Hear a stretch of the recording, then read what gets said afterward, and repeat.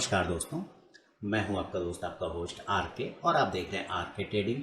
दोस्तों, तारीख है 21 जुलाई 2021 और यहां पर कुछ इंपॉर्टेंट चीज़ लेकर आपके सामने आया हूं दोस्तों। स्मार्ट मनी एक्टिविटीज़, यानी इस 20 जुलाई 2021 लास्ट ट्रेडिंग सेशन जो था कल मंगलवार को, तो यहां पर शुरू 1 जुलाई से लेके 20 जुलाई तक में स्मार्ट मनी ने कहां कहां पे पैसा लगाया, कहां से पैसा निकाला है, किस में पोजीशन बनाया, किस में पोजीशन काटा है, किस भाव पे बल्क डील किया, कहां पे ब्लॉक डील बनाया, किस स्टॉक्स पर उसकी नज़र है। यहाँ पर मैक्सिमम चीज़ों की जानकारी मैंने कलेक्ट किया है और मैं आप लोगों के साथ शेयर कर रहा हूँ। काफ़ी इंपॉर्टेंट वीडियो है। यहाँ पर आपको इस चीज़ से पता ये चलेगा कि स्मार्ट मनी यानी बड़ा पैसा जो बड़े इन्वेस्टर होते हैं स्टॉक मार्केट में, वो एक्चुअली कहाँ पे और किस स्टॉक पे नज़र बना के रखे हुए और कहाँ पे उनको ज़्यादा अपॉर्चुनिटी नज़र आ रही है। तो आप भी अगर उनको फॉलो करते हैं, स्मार्ट मनी को फॉलो करते हैं, स्मार्ट इन्वेस्टर को फॉलो करते हैं, बड़े पैसे को फॉलो करते हैं, किसी फॉरेन इंस्टीट्यूशन इन्वेस्टर को FII को फॉलो करते हैं, DI को फॉलो करते हैं, तो ये वीडियो आपके लिए बहुत इंपॉर्टेंट होने वाला है। तो शुरुआत करूँगा कि सबसे पहले स्मार्ट मनी ने कहाँ पे क्या बेचा और कहाँ पे क्या खरीदा है। जैसा कि आप देख पा रहे हैं, यहाँ पर एक फंड है, capital master, east bridge capital master fund limited. ठीक, क्या नाम है? East bridge capital master fund limited. अगर आप east bridge capital master fund करेंगे तो ये एक एजेंसी है, एक फर्म है जो बड़े ब्लॉक डील करती है, बड़े सौदा बनाती है, बड़ा पैसा इन्वेस्ट करती है, FII का भी करती है, DI का भी करती है। तो इसने क्या किया है आप जरा यहाँ पे समझिए। इसने सोल्ड कर दिया। इसने क्या किया? Sold, SOLD, sold. I hope आप ये देख पा रहे होंगे। मैं थोड़ा जूम कर देता हूँ, फिर आपको और अच्छे से नजर आएगा। बिल्कुल, अब आपको नज़र आ रहा होगा। क्या किया है इसने? सोल्ड कर दिया है ना। किसको सोल्ड किया है आप नज़र रखिए। आप यहाँ से भी बेहतरीन स्टॉक ढूंढ सकते हैं क्योंकि स्मार्ट मनी ने उसमें पैसा लगाया है, आपको अपॉर्चुनिटी मिल सकता है। सोल्ड किया है, किसको सोल्ड किया है भाई? तो जुबिलिएंट इंग्रेविया लिमिटेड, इसका शायद कल रिजल्ट भी था। जुबिलिएंट इंग्रेविया को कब सोल्ड किया है? तो 20 जुलाई 2021 को। कितनी क्वांटिटी से सेल किया है? 38,20,756 क्वांटिटी को east bridge capital master fund limited ने सोल्ड कर दिया, यानी बेच दिया है। 38,20,756 क्वांटिटी, यानी जुबिलिएंट इंग्रेविया के स्टॉक्स पर आप नज़र बना के चल सकते हैं। राकेश झुनझुनवाला ने भी शायद उसमें पोजीशन बनाया हुआ है।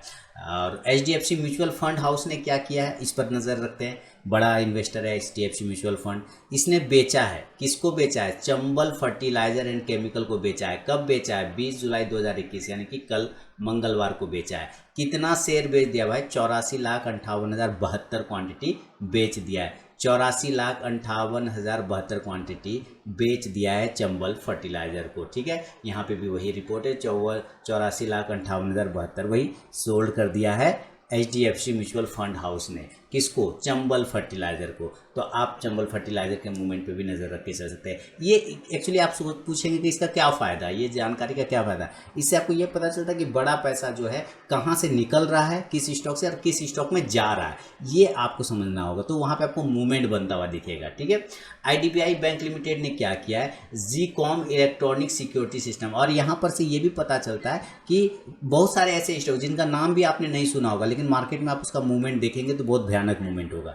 ठीक है, तो वैसे सब स्टॉक का भी नाम यहाँ पे पता चल जाता है कि कैसे कैसे स्टॉक मार्केट में अवेलेबल हैं। बहुत सारे लोगों को पता नहीं था, पैसा वहाँ पे बन रहा होता है। तो बड़े म्यूचुअल फंड हाउस, बड़े स्मार्ट मनी इन्वेस्टर, ये सारे लोग उस सब स्टॉक्स पे नज़र रखते हैं। तो IDBI बैंक लिमिटेड ने क्या किया है? सोल्ड कर दिया है। सैकड़ा हज़ार, 10,000, लाख, 10 लाख शेयर को सोल्ड कर दिया है। किसको सोल्ड किया है?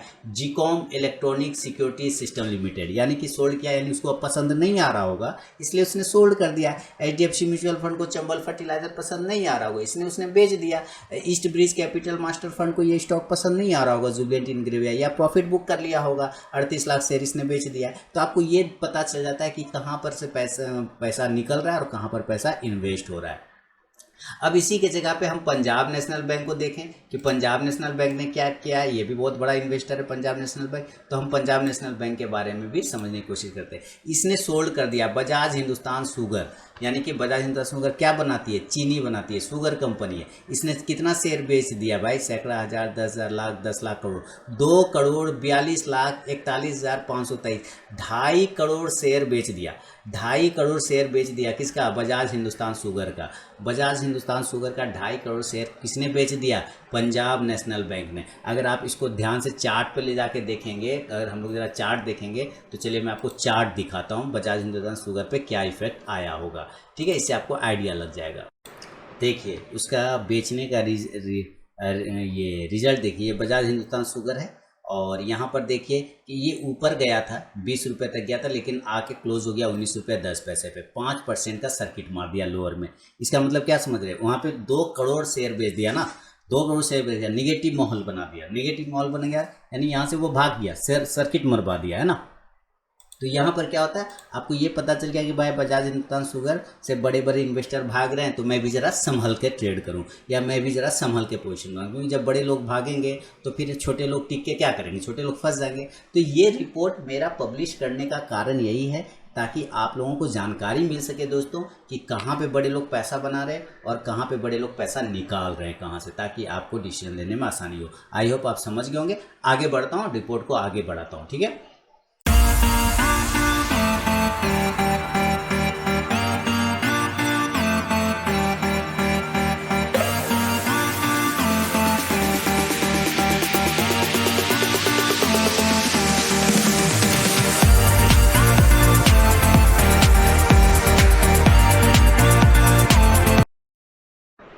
चलिए तो पंजाब नेशनल बैंक ने क्या किया? बजाज हिंदुस्तान में सर्किट मरवा दिया। अभी देखिए यहाँ पे वापस से हम आते हैं HSBC ग्लोबल। क्या है? HSBC global. अब जरा हम HSBC ग्लोबल को समझेंगे। HSBC ग्लोबल इन्वेस्टमेंट फंड जो है ना, HSBC ग्लोबल इन्वेस्टमेंट फंड, ये भी बहुत बड़ा इन्वेस्टमेंट हाउस है, एक तरह का समझ लीजिए स्मार्ट मनी है, बिग इन्वेस्टर है, क्योंकि फंड मैनेज करता है ना। तो HSBC बैंक भी है अमेरिका का, आपको शायद पता होगा।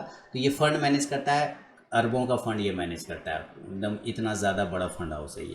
ठीक है, ये क्या कर रहा है? ये बेच दिया। किसको बेच दिया भाई? 2,25,534 क्वांटिटी बेच दिया। किसको? सन फार्मा को बेच दिया। किस क्रिटेरिया में बेचा? तो ब्लॉक डील में बेच दिया। कब बेचा? तो 20 जुलाई को बेचा। अभी आप देखिएगा इसने क्या क्या किया है। उसके बाद रिलायंस को भी बेच दिया। कितना क्वांटिटी? 86,189 क्वांटिटी बेच दिया किस ब्लॉक डील में। उसके बाद PI इंडस्ट्रीज को बेच दिया 46,727 क्वांटिटी किस कब? 20 तारीख को ब्लॉक डील में। HDFC बैंक को भी बेच दिया 80,745 क्वांटिटी ब्लॉक डील में। ठीक है, सोल्ड कर दिया 1,72,808 किसको? तो HDFC को बेच दिया। HDFC को बेच दिया किसको? ब्लॉक डील के क्रिटेरिया में बेच दिया। 3,03,015 क्वांटिटी किसका बेचा? सैकड़ा हज़ार 10,000 लाख। हाँ, HCL टेक्नोलॉजी को बेच दिया 20 जुलाई को, कल ही सारा काम किया इसने। और 10,08,863 शेयर ग्रासिम को भी नहीं छोड़ा इसने, बेच दिया। भारतीय एयरटेल को भी नहीं छोड़ा, 3,61,879 शेयर बेच दिया। एक्सिस बैंक को भी नहीं छोड़ा, 2,56,489 स्टॉक बेच दिया। और अपोलो हॉस्पिटल को भी सेल कर दिया 27,308 शेयर। अब देखिए इसने क्या किया कि ऊपर के भाव से इसने बेच दिया बड़ी क्वांटिटी। ध्यान से देखिए, ऊपर के भाव से क्या किया? सेल कर दिया 20 तारीख को, है ना। 20 तारीख को क्या क्या सेल? देखिए इसके स्मार्ट मनी क्या करता है, आप जरा समझिए इस बात को। ऊपर के भाव से क्या किया? सेल कर दिया। जैसे ये सन फार्मा का एग्जांपल है, कितना क्वांटिटी? 2,25,534।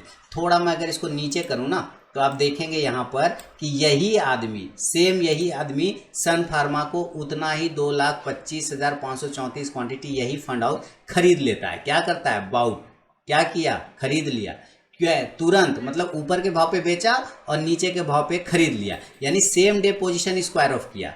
ध्यान से समझ रहे ना बात, same day position square of किया। ब्लॉक डील में बड़ा सौदा मारा, सेम डे में 2.5 लाख 2,25,000 क्वांटिटी खरीदा, सेल किया सन फार्मा को, और उसके बाद खरीद भी लिया, यानी वहाँ पे बड़ा प्रॉफिट बना लिया। उसी तरह रिलायंस को भी बेचा ऊपर के भाव पे, और नीचे आके ये 86,189 क्वांटिटी उतना ही खरीद लिया।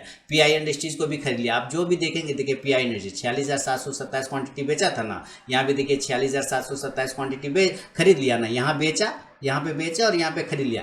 ये लोग मार्केट को क्या करते हैं? ये लोग स्टॉक को क्या करते हैं? ये लोग स्टॉक में बड़ी क्वांटिटी, हेवी क्वांटिटी मारते हैं। आप लोग पूछते हैं ना, वो स्पाइक जो लगता है स्टॉक में, यही लोग होते हैं जो स्पाइक लगवाते हैं। ध्यान से समझिए। आप लोग कहते हैं स्पाइक से कैसे बचें, स्पाइक से कैसे बचें सर मैं हमेशा कहता हूँ स्पाइक से कोई नहीं बच सकता, कोई माइकल लाल स्पाइक से नहीं बच सकता। वो स्पाइक लगेगा ही, स्पाइक ये लोग लगाता है, और ये लोग की एक्टिविटी हम लोग कैसे पकड़े? नहीं पकड़ सकते। इसीलिए स्टॉप लॉस का इंपॉर्टेंस बढ़ जाता है। इसीलिए स्टॉप लॉस का इंपॉर्टेंस बढ़ जाता है, क्योंकि अगर आप स्टॉप लॉस नहीं लगाएंगे तो बड़ा स्पाइक मारेगा ना, बहुत सारा पैसा आपका उड़ा देगा। यही लोग स्पाइक मरवा देते हैं। ठीक है, तो इसलिए आपको स्टॉप लॉस लगा के चलना पड़ेगा। इस बात को ध्यान में रखिएगा। स्पाइक से कोई नहीं बच सकता, हमेशा याद रखिए। अब आगे देखिए, सारे जितने क्वांटिटी उसने सेल किया था ऊपर के भाव में, इसने अकेला फिर सारे क्वांटिटी को ग्रासिम एससीएलटेक्स सबको खरीद लिया, सबको सेम डे बेचा, सेम डे खरीद लिया, यानी इंट्राडे में ब्लॉक डील मार के निकल गया ये। अब इसके जगह पे इंडिया कैपिटल क्या करता है, देखिए ध्यान से, इंडिया कैपिटल फंड ने क्या किया, Kirloskar industries, India capital fund भी एक फंड हाउस है, इसने किर्लोस्कर इंडस्ट्रीज को बेच दिया। इसने भी खरीदा नहीं है, इसने बेचा हुआ है, यानी हो सकता है ये आगे जाके फिर खरीदेगा उरीदेगा कभी करेगा। कितना शेयर, तो 48,740 शेयर बेच दिया।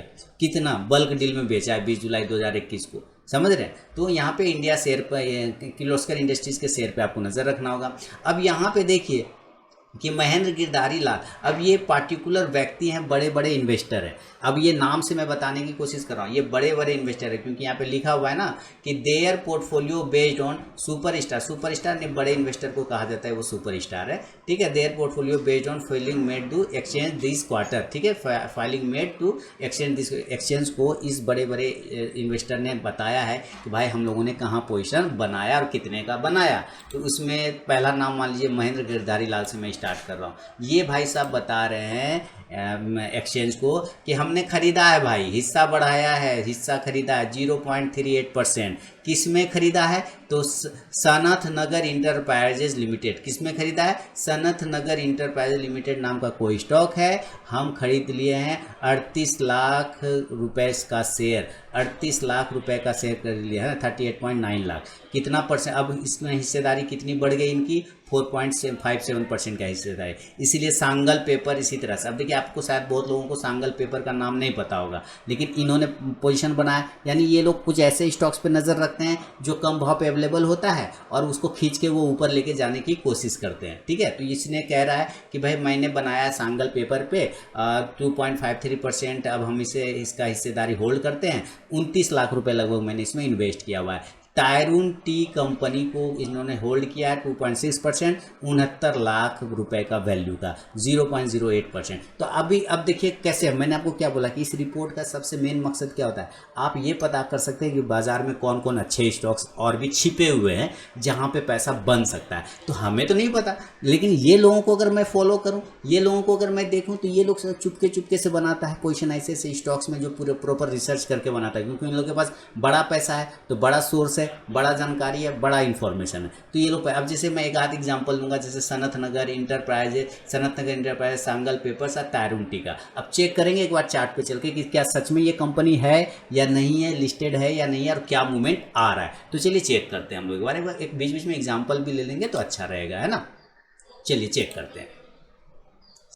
चलिए चार्ट पर आ गए। तो जैसे उन्होंने भाई साहब ने बनाया सांगल पेपर में, देखिए सांगल पेपर का स्टॉक है ना, हमें तो नहीं मालूम था सांगल पेपर, लेकिन है 90 रुपए के भाव पे अवेलेबल है। इन्होंने पोजीशन बना लिया, इसमें पोजीशन एक्वायर कर लिया, ज़्यादा हिस्सेदारी बढ़ा लिया, हिस्सेदारी बढ़ाया ज़्यादा, इसका मतलब लॉस होने के लिए तो नहीं बढ़ाया होगा, कुछ ना कुछ उसको मालूम होगा इस स्टॉक के बारे में, तभी तो उतना पैसा लगाया। कितना पैसा लगाया, 70 लाख रुपये लगाया, है ना। इसी तरह से उसने दूसरा स्टॉक जो था, इसमें 30 लाख लगाया है। टायरून टी नाम का एक स्टॉक है, उसमें वो 70 लाख 69 लाख रुपए के आसपास खरीदा। देखिए टायरून टी है, अब देखें टायरून टी किस भाव पे चल रहा है, तो अभी खुला देखिए 80 के आसपास में, 78 के आसपास में। तो यहाँ पे भी आप नज़र रख सकते हैं इस स्टॉक्स पर, तो इसी स्टॉक पे आप नज़र बना के चल सकते हैं। आपको अपॉर्चुनिटी मिल सकता है अगर आप इसको फॉलो करेंगे। ऐसा नहीं मैं कह रहा हूँ कि आप फॉलो करिए आपको पैसा बन जाए, हो सकता है ये लोग बेच के भाग भी सकता है, ज़रूरी है पोजीशन बनाया तो भाग भी तो सकता है। आप ट्रैक कर सकते हैं, आप इसके हिस्ट्री को चेक कर सकते हैं, आप इसमें आप अपनी भी रिसर्च एनालिसिस कर सकते हैं कि हाँ से ये सब स्टॉक्स में अगर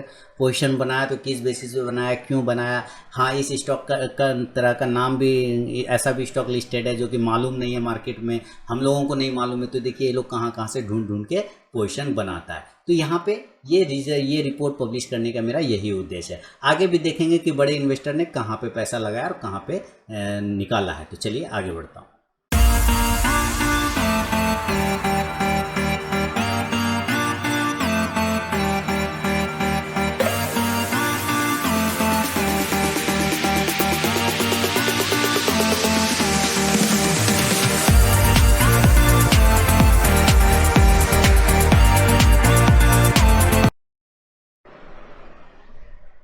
चलिए आगे और यहाँ पे हमने देख लिया कि महेंद्र गिरधारी लाल जी ने कितना एक्वायर किया है, कितना पोजीशन क्रिएट किया है, खरीदा है स्टॉक्स में। अब मीनल भारत पटेल, ये भी बड़े इन्वेस्टर हैं भारत के, इन्होंने हाई एनर्जी बैटरी नाम का एक स्टॉक है, उसमें 0.31% की हिस्सेदारी बढ़ाई है। ध्यान से सुनिए, मैं क्या कह रहा हूँ, बढ़ाई है यानी पहले से था उसमें और इंक्रीज कर लिया है। तो मुझे कोई सामान मेरे पास है, मैं उसमें अगर और वो सामान ऐड करता हूँ तो इसका मतलब वो सामान मुझे पसंद है। पसंद क्यों होगा, कुछ अच्छा बात होगा उसमें, तभी तो कोई बढ़ाएगा हिस्सेदारी। आप समझ रहे हैं मेरा इशारा। तो high energy batteries India limited में इसने 0.31% की हिस्सेदारी बढ़ाई है। अब ये कितना होल्ड करते हैं अपने पास, 5.77% पूरी कंपनी की हिस्सेदारी को ये होल्ड करते हैं। Total 26 crore value, total 26 crore value का स्टॉक ये होल्ड करते हैं हाई एनर्जी बैटरी नाम का स्टॉक में।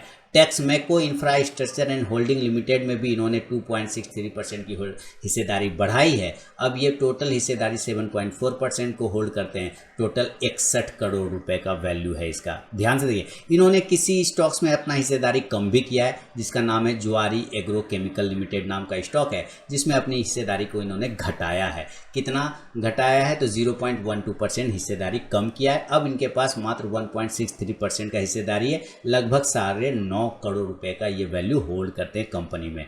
तो इन्होंने खरीदा है हाई एनर्जी बैटरीज को, खरीदा है टेक्समेको इंफ्रास्ट्रक्चर को, बेचा है ज्वारी एग्रो को। आगे बढ़ेंगे, मुकुल अग्रवाल जी को देखेंगे। मुकुल अग्रवाल जी, ये सारे डेटा आपको पब्लिक डोमेन में मिल जाएंगे। थोड़ा मेहनत करना पड़ता है। देखिए, पैसा अगर आपको बनाना है तो मेहनत तो करना पड़ेगा भाई। मेहनत नहीं करेंगे तो पैसा नहीं आएगा। अगर if you have no time then market के, अगर आपके पास समय नहीं है तो मार्केट के पास भी आपके लिए पैसा नहीं है। मेरा सीधा सीधा हिसाब होता है, मैं मार्केट को समय दूंगा, मार्केट मुझे रिटर्न में पैसा देगा। सीधी सी बात है ना। मेरी इंग्लिश अच्छी नहीं तो मैं इंग्लिश में बोलता, खैर कोई बात नहीं। मुकुल अग्रवाल जी अब क्या कर रहे हैं, बेच दिए। किसको बेच दिए, मार्क्संस फार्मा को। कितना हिस्सेदारी बेचे, 0.48% बेच दिए हैं मार्क्संस फार्मा को। अब ये होल्ड करते हैं 1.47%, यानी कि लगभग 1.995 के आसपास का रेशियो था, उसमें से घटा दिए 1.47%। अब होल्ड करते हैं, लगभग 52 करोड़ का वैल्यू है। अच्छा, खरीदा भी है इन्होंने कुछ हिस्सेदारी टाल इंटरप्राइजेज लिमिटेड में। स्टॉक्स का नाम पे ध्यान देना है आपको, और इसको बाद में अपने चार्ट पे जाके सर्च करना है, ठीक है। टाल इंटरप्राइजेज लिमिटेड का हिस्सेदारी बढ़ाया है 0.88%। ना अब ये होल्ड करते हैं 8.06%। टोटल 17.6 करोड़, 17.5 करोड़ का वैल्यू होल्ड करते हैं। इसी तरह मुकुल महावीर प्रसाद अग्रवाल जी जो हैं, ये होल्ड करते हैं, इन्होंने भी बेच दिया। देखिए यहाँ से, ये मुकुल महावीर प्रसाद अग्रवाल, आप ध्यान से देखिए यहाँ मुकुल अग्रवाल, आप देख रहे हैं ना, यही व्यक्ति हैं यहाँ। आप ध्यान से देखिए, मुकुल अग्रवाल, मुकुल महावीर प्रसाद अग्रवाल। हो सकता है दो अलग अलग नाम से हो, ये भी हो सकता है। देखिए आप सेम देखिए, है ना, यहाँ पे भी वही है, सोल्ड किया है मार्क्संस फार्मा, और यहाँ पे भी सोल्ड किया है मार्क्संस फार्मा, उतना ही शेयर और उतना, यानी ये दोनों सेम व्यक्ति, अलग नहीं, एक ही व्यक्ति हैं। क्लियर। अब आपको एक भारत के बहुत बड़े इन्वेस्टर जिनका नाम आपने काफ़ी सुना होगा बीच में, उनका नाम है पोरिंजू वेलियात। क्या नाम है, पुरिंजू वेलियात। प्राज इंडस्ट्रीज में बहुत बड़ी हिस्सेदारी ये होल्ड करते थे एक टाइम में।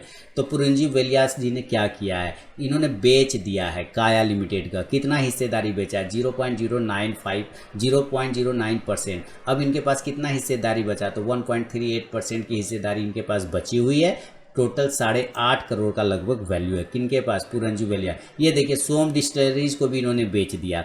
ध्यान से देखिए, सोम डिस्टिलरीज को इन्होंने बेच दिया। किसको बेचा है, HDBL का। अरे भाई, ये तो मैंने दिया हुआ है पोजिशनल कॉल, मैंने तो होल्डिंग में भी है मेरे, है ना, मेरे तो होल्डिंग में, मैंने तो लॉन्ग टर्म का व्यू रखा है। आइए भाई साहब, लगता है दारू नहीं माने पसंद कर रहे हैं क्या, बेच के भाग रहे हैं। क्यों भाई, क्यों बेच के भाग रहे हैं, मैं तो बना रहूँगा। कोई बात नहीं, आपके पास ज़्यादा पैसा है इसलिए आपका नाम आ गया, मेरा कम पैसा है, मेरा नाम नहीं आता है। सोम डिस्टिलरी HDBL, इन्होंने बेचा है 1.13% हिस्सेदारी। किस में बेच दिया, सोम डिस्टिलरी यानी HDBL में बेच दिया, दारू वाली कंपनी में। अब इनके पास हिस्सेदारी मात्र 1% की, टोटल 3.5 करोड़ का वैल्यू अभी भी होल्ड करता है। यहाँ से बेच के कहीं और पोजीशन बनाया हो वो भी पता चल जाएगा।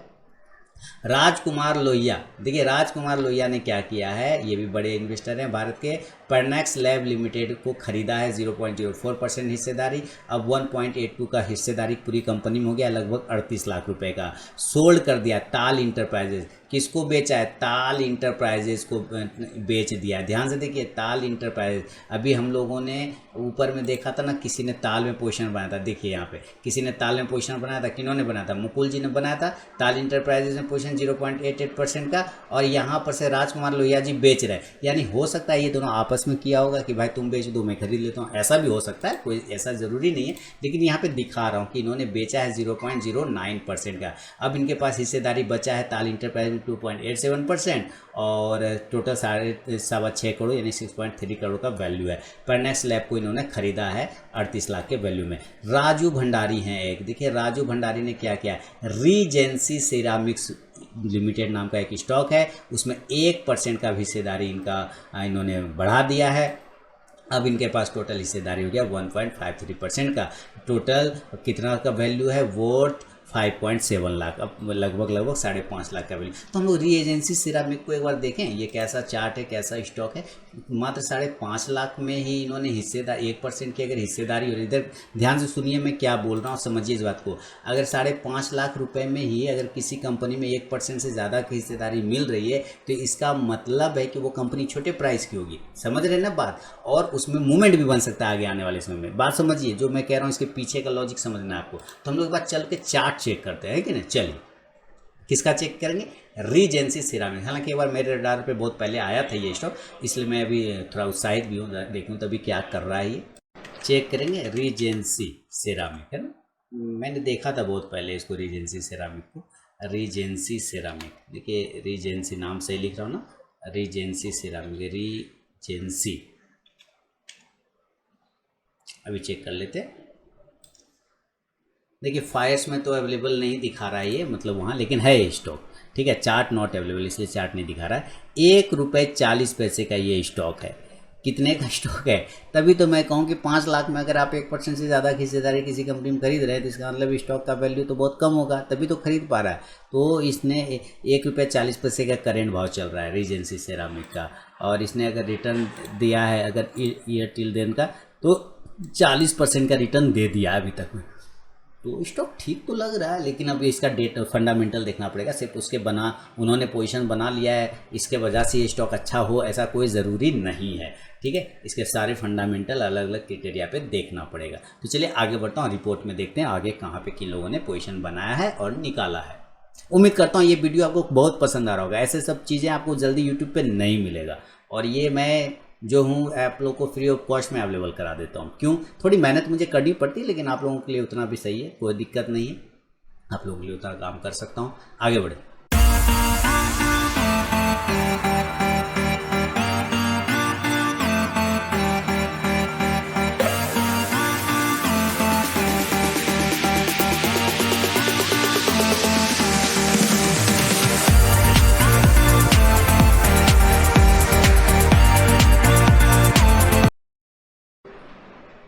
अब देखिए यहाँ पे दोस्तों, अब जो आप लोग बहुत ज़्यादा जानते हैं जिनके बारे में, वो हैं राकेश झुनझुनवाला।